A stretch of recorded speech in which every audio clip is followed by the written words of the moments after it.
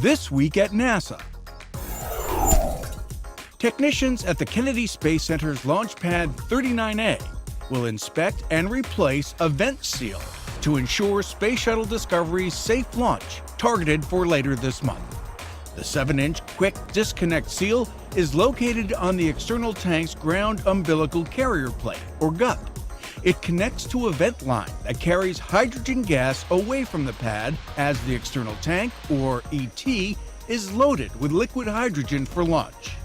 A recent analysis moved engineers to replace the seal with the same enhancements that led to a successful tanking test in December. A GUP seal leak caused the November 5th scrub of Discovery. STS-133 is now targeted to begin on February 24th, with a launch at 4:50 p.m. Eastern. NASA Administrator Charles Bolden was a guest speaker at the Federal Aviation Administration's 14th Annual Commercial Space Transportation Conference in Washington. Industry has been our partner since our inception. We're ready to take this partnership to a new level and create the good jobs and economic opportunities that come with it. The conference provided a forum for policymakers and technical experts to discuss developments in commercial space transportation and other related industries. The two-day event covered everything from suborbital flight vehicles and pressure suits to ground and launch systems processing. The event was co-sponsored by the American Institute of Aeronautics and Astronautics.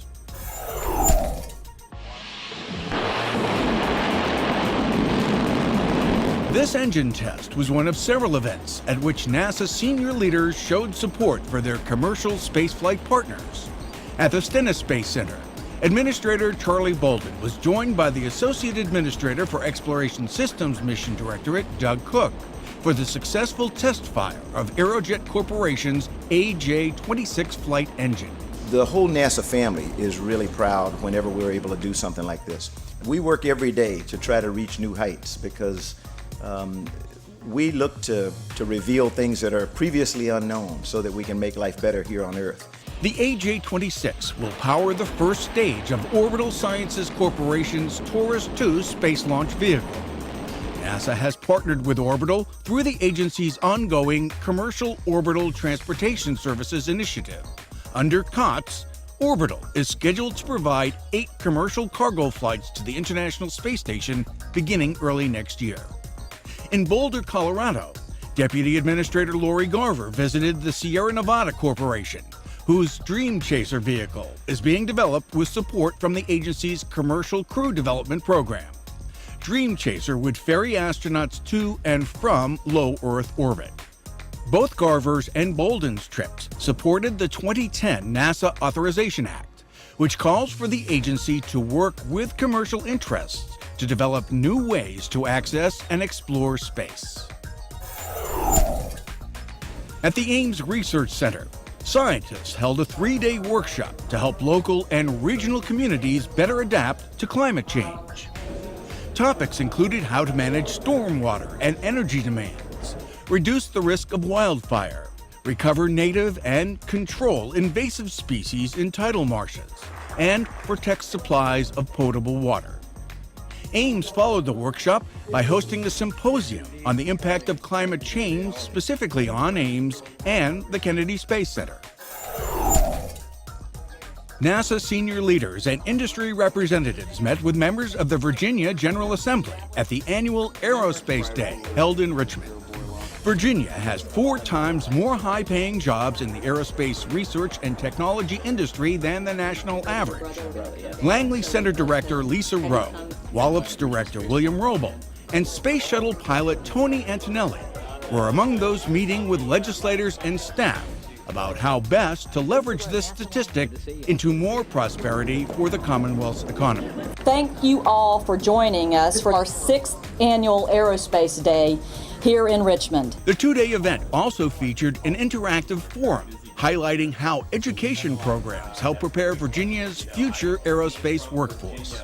Antonelli and Assembly members made live connections with elementary and middle school students from 5 Virginia schools. Together, Langley Research Center and the Wallops Flight Facility provide more than 10,000 jobs that bring more than $1.2 billion a year to Virginia's economy. More than 300 aerospace firms annually contribute another $6 billion.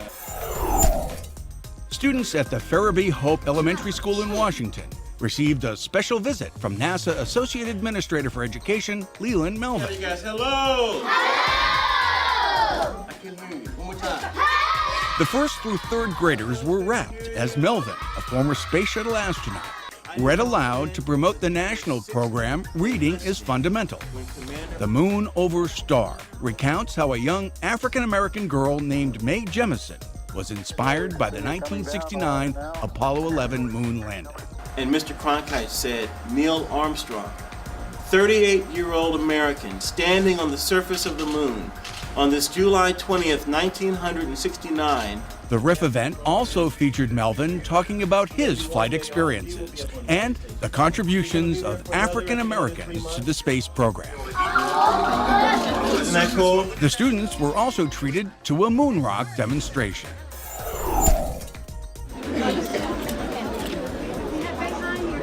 To commemorate the 40th anniversary of Apollo 14, Stennis Space Center planted a moon tree descended from one of the 500 tree seeds that flew on the 1971 NASA moon mission.